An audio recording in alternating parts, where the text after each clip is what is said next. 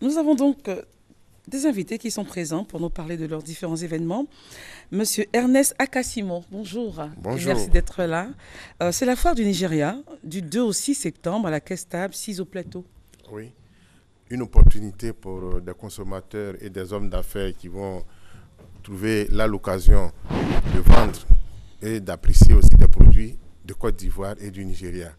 Ce sera sous le parrainage de l'ambassade du Nigeria en Côte d'Ivoire. Et qu'est-ce qu'on aura comme produit? Comme produit, il y aura pratiquement tout ce que nous avons comme produit de nécessité. Par exemple, je prends le cas d'une dame. Si vous allez à cette foire, vous trouverez des chaussures, vous trouverez du textile, vous trouverez des produits cosmétiques. S'il y a des hommes d'affaires qui veulent avoir des échanges avec leurs collègues venus du Nigeria, parce qu'il y a une vingtaine de VIP économiques qui sont qui annoncés, ils pourront trouver des opportunités d'affaires, échanger pour voir dans quelle mesure ils peuvent faire du partenariat. C'est une première en Côte d'Ivoire. La grande première en tout cas. Ok, il y aura donc vous allez répliquer cette première là-bas également, à Abuja? Oui, nous avons l'occasion de faire ça, mais pour le moment, nous restons en Côte d'Ivoire pour les premières éditions, c'est-à-dire la première cette année, la deuxième après, et puis à partir d'une certaine expérience que nous allons tirer de cela, nous allons voir s'il faut aller à Abuja ou alors présenter les produits ivoiriens. Lagos pour le faire. D'accord. Alors du 2 au 6 septembre à la Caisse Table, 6 au Plateau, c'est donc ouvert de quelle heure à quelle heure? Alors c'est ouvert pour les consommateurs de 9h à 20h et pour les exposants de 7h du matin à 21h. Ok. Vous avez donc tout votre panel d'exposants déjà prêt? Oui. Ok. On peut donner les contacts? Allez-y. Alors, pour ceux qui veulent participer ou alors avoir des informations sur la foire, ils peuvent rejoindre Madame Olajide au 20 21 23 28, Sylvestre au 07 22 04 45 et Oudemé au 75 17 77 36. Reprenez les numéros, s'il vous plaît. Au 20 21 23 28, on peut joindre Madame Olajide au 07 22 04 45 Sylvestre et au 75 17 77 36 Oudemé. Merci d'être venu. Je vous en prie. Excellente journée à vous. Monsieur César Naounou, bonjour. Bonjour. Le symposium sur la contribution de la diaspora ivoirienne dans la lutte contre le chômage des jeunes. Ça. Alors, ça se passera où et quand? À Paris, c'est-à-dire au palais des congrès de Montreuil, le 24 septembre. Mais avant de parler du symposium, je voulais aussi parler du club des chefs d'entreprise pour lequel je suis le président. Allez-y. Et ce club regroupe un peu tous les chefs d'entreprise qui, au début, travaillent en solo. Donc, on les a mis dans un réseau pour pouvoir être forts parce que c'est en travaillant en groupe qu'on est fort. Tout à fait. Et que tous ceux, par exemple, qui ont l'habitude, parce que moi, j'ai créé ce club parce qu'au début, j'avais commencé à travailler en solo. Et puis, par l'intermédiaire des amis, je suis rentré dans un club qu'on appelle le CECAP et j'ai développé mon activité par rapport à ce club. Aujourd'hui, j'y suis depuis 24 ans et je pense que travailler en réseau est encore plus fort. Et nous avons encore tissé pour agrémenter, pour que ce club soit puissant. Nous avons fait un partenariat avec le club français des affaires à Abidjan. D'accord. Alors revenons avec votre permission sur le symposium. Voilà. Le symposium a été... Nous organisons le symposium avec notre invité principal, M. Moussa Dosso, qui est le ministre de l'Emploi et de la Protection sociale, organisé avec la FADIV. La FADIV, c'est la Fédération des Ivoiriens, la Fédération des associations des Ivoiriens de la diaspora et le club des chefs d'entreprise, en collaboration aussi avec le Perspective 2020, qui est aussi un groupe de réflexion.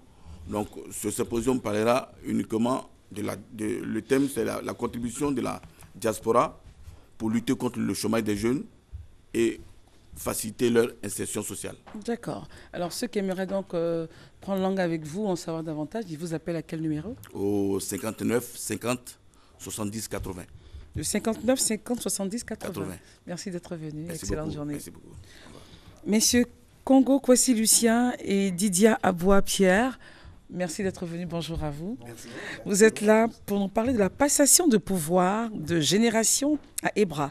C'est à Grand Bassam et ça sera donc le samedi 13 août. Tout à fait. Alors, sous le parrainage de M. Daniel Kadwa-Duncan, Premier ministre, ministre de l'économie, des finances et du budget, Sa Majesté Nana Assémienebou, roi des Bras, les notables, les chefs des générations Nujou et Broussoué organisent la cérémonie de passation de pouvoir entre les générations Nujou et Broussoué le samedi 13 août prochain à partir de 9h à Ebra, commune de Grand Bassam. Voici la nouvelle. La nouvelle, d'accord. Voilà. Alors on va passer la parole au papa qui est là. Il y a d'autres détails à donner? Ben, les détails, il faudrait expliquer un peu ce que c'est que la passation de charges à Ebra. Ebra, c'est le grand pays à Bouré, tout comme les pays voisins à Bouré, Moussou, Bounoua, etc. La passation de charges repose sur quelque chose, sur une institution politique. L'institution politique qui régit le pays à Bouré est faite de 3 ordres. Il y a tout d'abord l'institution royale, incarnée par le roi. La royauté, c'est une monarchie héréditaire, c'est-à-dire qui se passe dans une seule famille. Et ensuite, il y a les clans. Les clans qui sont constitués par des sièges de famille. On pourrait l'apparenter un tout petit peu à un parlement, à une députation. Et chaque famille est représentée, n'est-ce pas, par un siège ou plusieurs sièges. Alors, voilà la deuxième institution. La troisième institution, ce sont les générations. Les générations qui sont, c'est un ensemble de classes d'âge. Et des classes d'âge, qu'est-ce que c'est? Ce sont des composantes, n'est-ce pas, de la société. Des jeunes gens, de la même classe d'âge à peu près. C'est clair qu'on ne pourra pas tout savoir à cause du temps. C'est très intéressant. Voilà. Alors donc, effectivement, cette gouvernance, n'est-ce pas, ces 3 institutions vont régir, n'est-ce pas, les activités du village. Et en fait, qui gouverne? Ce sont les générations, ce n'est pas forcément le roi. Ça, il faut le dire. Et c'est très bien dit, et au moins on le sait aujourd'hui. Et samedi, le 13, à partir de 9h, il y aura une passation de pouvoir. Voilà, tout à fait. Alors, il faut dire qu'à Ebra, il y a 2 quartiers. Dans 2 quartiers, le quartier Koumassi et le quartier Benyri. Monsieur Didier a parlé tout à l'heure des générations. Au quartier Koumassi, nous avons 2 générations, les Nujou et les Noé. Au quartier Koumassi, Benyri, vous avez les Benyri-Poué et les Broussoué. Donc, la génération, c'est un processus d'alternance démocratique qui est en pays à Bouré. Donc, la génération Nujou du quartier Koumassi va passer le pouvoir à la génération Broussoué du quartier Benyri. Il faut dire que la génération Nujou a accédé au pouvoir en 2005. Et la génération fait donc le transfert 10 ans après, fait le transfert à l'autre génération, que sont les Broussoué. Donc nous également, en 2016, nous allons gérer les affaires courantes du village jusqu'en 2026. Et nous allons passer le pouvoir aux enfants des Nujupoué, qu'on appelle les Noé. D'accord. Alors, pour ceux qui aimeraient participer, c'est ouvert à tout le monde. Oui, tout à fait. Une très, très belle fête. D'autres détails, des numéros de téléphone? Oui, alors, nous allons vous donner le programme. Le samedi... Donc, les détails, les détails, oui, du monde juste derrière. Les détails. Alors, il faut dire que... Les points saillants, du moins, je dis. Les points saillants. Alors, il faut dire que le samedi 5 août, le vendredi 5 août déjà, il y a la Tour Blanc qui annonce. Vous savez que chez nous, nous avons le tam-tam parleur. Donc la Tour Blanc annonce l'événement déjà à toute la population. Donc le samedi 13 août, à partir de 4 heures, il y aura donc le Fokoué. Donc c'est la mise en train le matinal sur les 2 places publiques, chez les Nujou et chez les Broussoué, au quartier Benyri. À partir de 9 heures, nous accueillons nos invités. Et à 10h30, nous allons accueillir le parrain qui ira rendre visite au roi, à la civilité, les nouvelles. Et à 11h30, alors de 11h30 jusqu'à 13h, c'est la cérémonie de passation. Et donc, comme vous l'avez dit, nous invitons vraiment toute la population à venir voir. D'ordinaire, on invite pour voir la fête des générations. Mais on ne sait toujours pas comment est-ce que les générations exercent le pouvoir. C'est donc une belle occasion de venir à Ebra pour découvrir... Et pour voir aussi le symbole du pouvoir. D'accord, c'est pas facile de retirer la parole.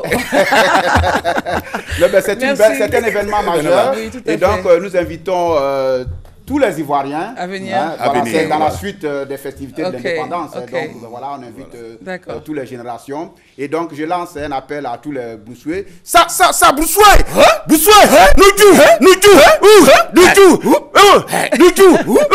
Alors nous les invitons. Voilà, c'est un appel sonore. C'est déjà, vous avez lancé le Voilà, c'est déjà lancé. C'est déjà lancé. Voilà. Nous Merci beaucoup. à Ebra le samedi 13 août prochain. Merci beaucoup Allez, d'être merci venu. beaucoup. Merci. Je donne les numéros de téléphone, le Voilà. 07 27 94 96 Merci. et le 07 89 33 67. Tout à Merci fait. beaucoup. Excellent. Et à vous, voilà une carte Une carte d'invitation d'invitation. Merci. pour nous retrouver C'est à gentil. Ebra le samedi. Merci prochain. beaucoup. Excellente journée. C'est Merci. un Merci village beaucoup. balnéaire au bord de l'eau, c'est agréable. Tenez-vous. Merci beaucoup. Merci. Alors, nous sommes avec le docteur Elias Ham. Bonjour, docteur. Bonjour à vous, bonjour à tous les téléspectateurs. Bilan gratuit d'iridologie et les complications du surpoids. Exactement. Le bilan d'iridologie, c'est un bilan de santé à travers l'iris, comme on le répète toujours. C'est un bilan qui va nous donner des informations, comment notre organisme il fonctionne. Si on a un organe quelconque qui ne fonctionne pas, qui fonctionne d'une manière anormale, ou bien si on a une maladie asymptomatique, tout ça, ça va apparaître avec le bilan d'iridologie. Toute personne peut faire ça à partir de 16 ans, parce qu'on a tous les signes iridiens qui sont développés au niveau de l'iris. Il ne faut pas confondre avec un bilan ophtalmologique, ça n'a rien à voir. Avec le bilan d'iridologie, on peut pouvoir continuer notre journée normalement, sans avoir des complications. Ça ne nécessite pas une préparation préalable et ça ne demande pas beaucoup de temps. Au bout de 5 minutes, on va avoir les résultats. L'une des complications les plus rencontrées et qui touche toute tranche d'âge, hommes et femmes également, c'est le surpoids. À travers le bilan d'iridologie, on va pouvoir détecter quelle est la cause du surpoids chez la personne, quel chemin à suivre et qu'est-ce qu'il faut faire pour avoir une bonne santé, être loin de tout ce qui est maladie comorbide au surpoids ou bien tout ce qui est maladie liée au surpoids. On donne un exemple, une hypertension, un problème cardiaque ou bien des douleurs articulaires, douleurs lombaires, troubles de sommeil, troubles des règles chez les femmes. Donc tout ça, ce sont des complications reliées au surpoids. À travers le bilan d'iridologie, on va pouvoir détecter quelle est la cause et montrer le chemin à suivre. Je répète toujours un slogan pour tous mes patients. Le chemin qui nous a amenés à la maladie, ça sera le chemin inverse de la guérison. Il faut retenir ça. Et tout ce qu'on mange, c'est ça qui fait la maladie. Faites attention à ce qu'on mange et ne pas confondre entre manger bien et manger beaucoup. C'est très bien dit. Merci, docteur. Merci pour vous. Tout d'abord, pour le lieu géographique, nous sommes à Marc Horizon 3, à l'immeuble Opéra, au premier étage, deuxième porte. Et pour toute autre information, c'est le 05 06 23 24. Donc, je répète, le 05 06 23 24. Merci. Merci pour vous. Excellente journée, Merci à docteur. vous aussi. Connais Sanissi, bonjour. Bonjour, Christelle. Et Dieke Gislain, vous êtes là pour nous parler du tournoi de football, l'Esto. Ok. Allez-y. Bonjour, chers camarades de Cocody Rivera Palmeraie. Si nous sommes aujourd'hui ici, c'est pour vous parler de notre tournoi qui se déroulera ce dimanche 14 du côté de la Rivera Palmeraie. Alors, on sait vacances. Qui dit vacances dit amusement. Qui dit amusement sain. Alors, sous la présence effective de M. Akasaye Lazare, qui est notre papa à nous, du côté de la Rivera Palmeraie SPIM 3, un tournoi dénommé Tournoi Esto est organisé ce dimanche. Il débutera ce dimanche. Alors, nous sommes à notre 14e édition. Voilà. Ce tournoi est un tournoi de football de type Maracana. Alors, en Abidjan, dans le domaine sportif, on connaît ce qu'est le Maracana. Le Maracana, c'est un type de sport avec des petits poteaux. Ok, d'accord. Ok. Alors, quelles sont les équipes qui vont participer? Alors, il y a deux catégories. Ok. Les catégories seniors et les catégories minimes. Les catégories seniors concernent les personnes qui sont, on peut dire, majeures, voilà, qui pourront participer. Et dans les catégories minimes, nous avons des critères. Il faut peser entre 50 au moins tout au plus 50 kilos. Et il y a les critères de l'âge, tout ça. D'accord. Voilà. Alors, pour ceux qui aimeraient donc s'inscrire à votre tournoi, au tournoi dénommé donc de Akasaye Lazare, ils appellent à quel numéro? Alors, Les c'est le équipes qui tournoi, aimeraient- c'est le tournoi Esto, sous la Esto? présence effective Ok. de notre papa Akasaye Lazare. D'accord. Alors, pour s'inscrire, on appelle à quel numéro? Ok, je laisse les soins. Il y a le 07 69 18 80 et le 01 56 72 Reprenez les 77. numéros. 07 69 18 80 et 01 56 72 77. D'accord. Alors, merci beaucoup et puis excellent tournoi. Ok, Merci. merci Tata. Merci à vous, pareil. Alors, nous avons Andy, la boîte noire, et Thierry Major. Ah, bonjour, merci d'être là. C'est le Zougou contre le coupé-décalé pour le clash musical de ce lundi. Bonjour, maman Christelle. Bonjour. Zougou. C'est yo, coupé-décalé à chaud. Hazou, coupé-décalé à chaud. C'est yo, coupé-décalé à chaud. Hazou, coupé-décalé à chaud. C'est pour dire que nous sommes là ce matin, on dit bonjour à toute la Côte d'Ivoire. Il se passe un événement de vacances en Abidjan qu'on appelle le clash musical. Vous voyez les couleurs? Il est en bleu, je suis en noir. Voilà, et donc nous sommes là ce matin pour annoncer à la belle population de Yopougon et de tout le district d'Abidjan de se rendre à la place Figaro le lundi 15 août à partir de 14h. Ils n'ont qu'à venir avant 14h pour éviter les remis-ménages, pour bien se placer, pour voir comment on va démonter le coupé-décalé. C'est nos jeunes frères, ils n'ont qu'à venir prendre des cours de musique ce jour-là. Et c'est pour ça que nous sommes là ce matin. Je vais laisser mon frère Thierry Major. Ok, Thierry, il va ajouter quelque chose. On invite tous les mélomanes à venir sur les lieux parce que ça ne sera pas du jeu. C'est vrai, le travail ressemble à l'amusement, mais dans l'amusement, nous faisons aussi le travail. Rapidement, quels sont les groupes, 2 ou 3 groupes qui seront là au niveau du Zouglou? Au niveau du Zouglou, il y aura... grosses têtes qui seront annoncées. Tout le monde est grosse tête. Tu vois, mais on a fait des sélections. Voilà, et les sélections, on a sélectionné le groupe Révolution. Il y a Bongo Lova. Je crois qu'il y a les patrons. Et il y a Denko System, Petit Denis, le Tienik Banani. Et puis maintenant, nous sommes aux alentours, prêts à combattre, mais il y a tellement de joueurs. Donc voilà. Ce sera une belle fête. Ce sera une belle fête. C'est l'émission de vacances qui fait tache d'huile en ce moment. Oui, bien sûr. Donc on demande à tout le monde de venir pour qu'on s'amuse ensemble et pour que le coupé-décalé retourne avec sa défaite. Sa défaite, pas victoire. Ah, pardon. J'ai oublié que j'étais. Maman, arrête de nous combattre déjà.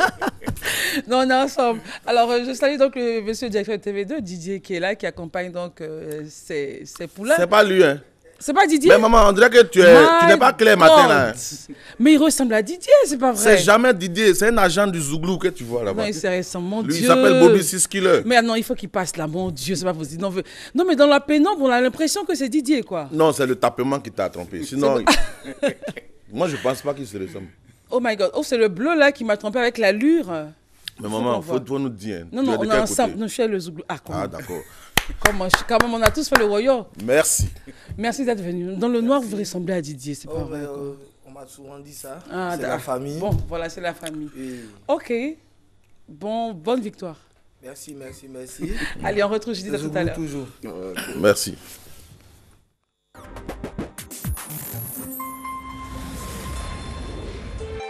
RTI 1, la chaîne qui rassemble. C'est dans la ferveur que les populations de Kotobi, de Nzafouenou, de Yafo et d'Abongwa ont célébré le 56e anniversaire de la Côte d'Ivoire indépendante. Le salut aux couleurs des défilés. Toutes les couches socio-professionnelles de la sous-préfecture de Kotobi étaient là. Personne n'a voulu se faire compter l'événement. Nadège Louzibo, sous-préfet de Kotobi, a invité les populations à l'union, à la cohésion. Entretenez des relations les plus cordiales avec vos chefs de village, ainsi qu'avec vos géniteurs, vos frères et sœurs qui vivent au quotidien avec vous. Soyez des hommes et des femmes disponibles et respectueux de ceux-là même qui sont les garants de la tradition.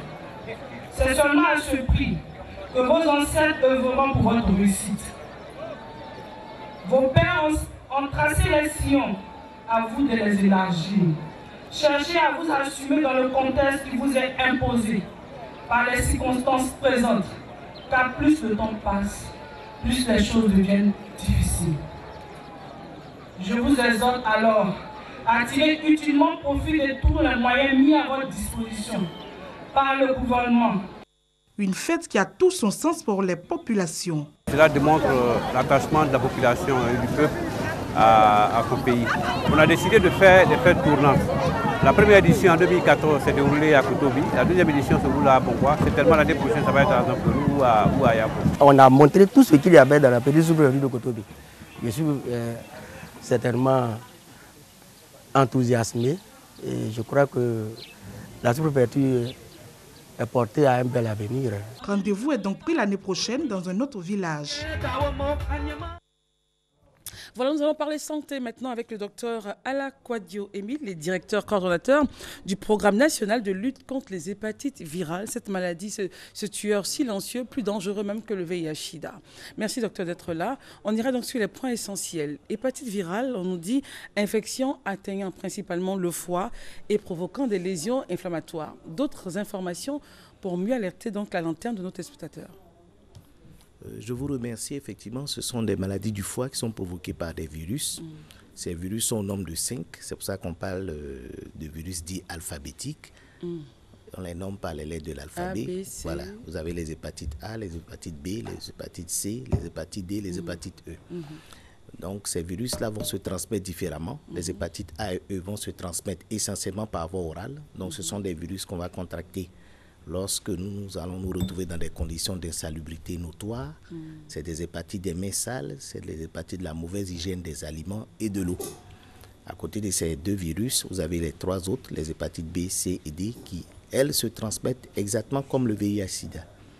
Voilà. Et très souvent, cette information n'est pas connue des populations. Justement, ce sont des virus qui sont portés par le sang et par certaines sécrétions de l'organisme, telles que le sperme, les sécrétions vaginale, et vous avez la transmission mère-enfant, c'est-à-dire une mère infectée pendant sa grossesse peut transmettre le virus à l'enfant à l'accouchement. Donc ce sont des maladies qui évoluent en 2 phases. La phase aiguë, elle est bruyante, malheureusement elle ressemble au paludisme. Voilà, ce qui fait que beaucoup des patients pensent que ce sont des signes du palu, ils ne vont pas penser à l'hépatite virale, ils n'iront pas consulter, ils vont faire de l'automédication. Et malheureusement, quand ils seront à la phase chronique, qui elle est silencieuse, voilà, c'est la phase à partir de laquelle on découvre beaucoup. Enfin, c'est la phase à partir de laquelle cette maladie est dépistée. Et cette phase silencieuse-là fait que l'hépatite a été surnommée le tueur silencieux. Parce que le virus est dans le foie, le malade pense qu'il est guéri, et puis cette phase chronique va malheureusement déboucher sur 2 complications graves qui sont mortelles. Il s'agit de la cirrhose et du cancer du foie. Alors, certaines personnes qui n'ont jamais bu, enfin qui n'ont jamais poussé trop loin la bouteille, sont souvent étonnées d'entendre qu'elles ont la cirrhose de foie, alors qu'on va dire aujourd'hui avec tout ce que vous dites, tout ça c'est préparé par ce virus silencieux qui tue. Oui, effectivement, parce que c'est une maladie de l'ignorance.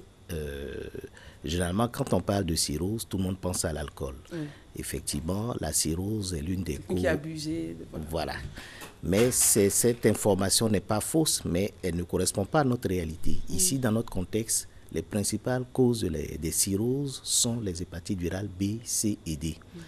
En Europe, où ils ont moins de virus, c'est plutôt l'alcool.